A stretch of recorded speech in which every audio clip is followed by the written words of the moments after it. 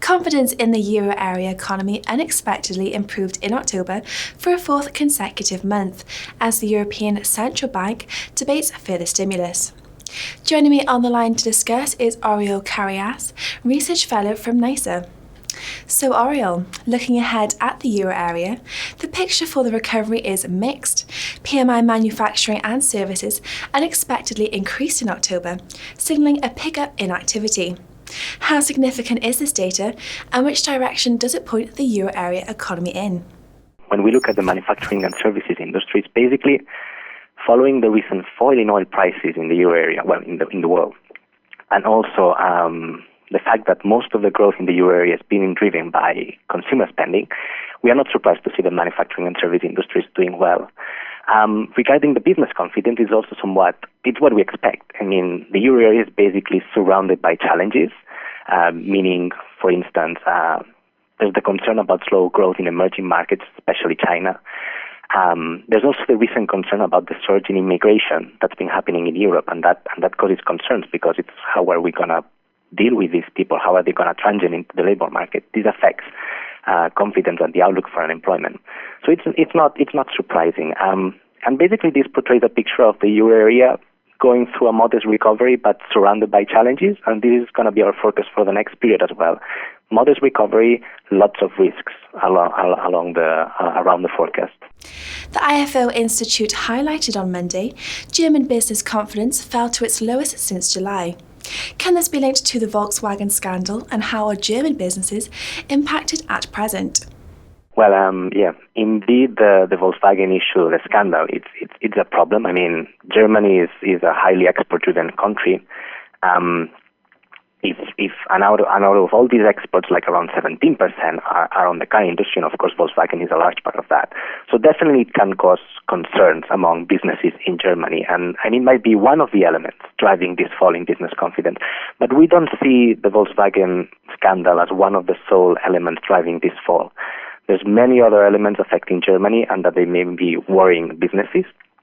Of course, many of the things that happen in the euro area are basically things that are happening to Germany. So, for instance, Germany is the largest recipient of the recent immigration from Middle East and North Africa.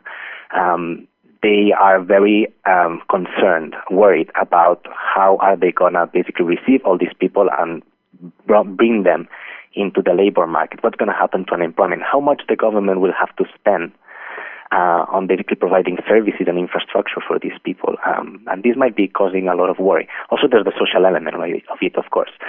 And next, given how export-driven they are, of course, what's happening to China, what's actually the growth in China, what's happening to Brazil, Russia, this is also a great element of uncertainty. So, especially in the summer there were a great deal of turmoil in equity markets regarding China. So, all this is playing an effect in Germany, and the Volkswagen thing is definitely an element to it, but we think it's not the only one.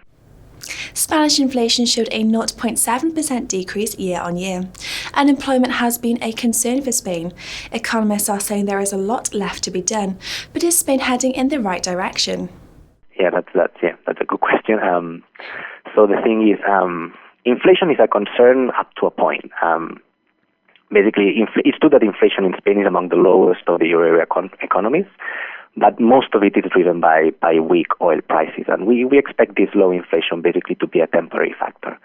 The unemployment is really the main concern for Spain, not only because of its magnitude, which is around 22%, it's also by the fact that it might become permanent, or a large part of it might become structural.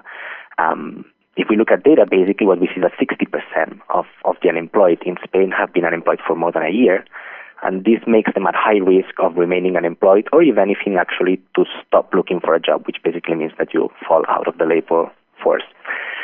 So where's Spain heading? Well, it seems clear that Spain is growing strong, and it's basically recovering in a strong way from the recession, and we forecast this is going to be what's going to happen. This is going to be happening still for 2015 and for 2016. The big challenge for Spain, and where the question lies, whether we can shift the pillars that sustain the Spanish economic growth onto different ones. One of the main concerns that was always in Spain is that basically employment in Spain is the low pay type of low low productivity type. And this actually does not seem to be changing. Most of the new employment created in Spain is still very precarious, using temporary contracts. So the risks remain there. Basically, we are facing the risk of going to our old type of growth and then facing the same challenges once again. Well, Oriol, thank you for speaking with us today. That's all from myself, but click back tomorrow for our weekly wrap-up, summarising the key events from this trading week. Goodbye for now.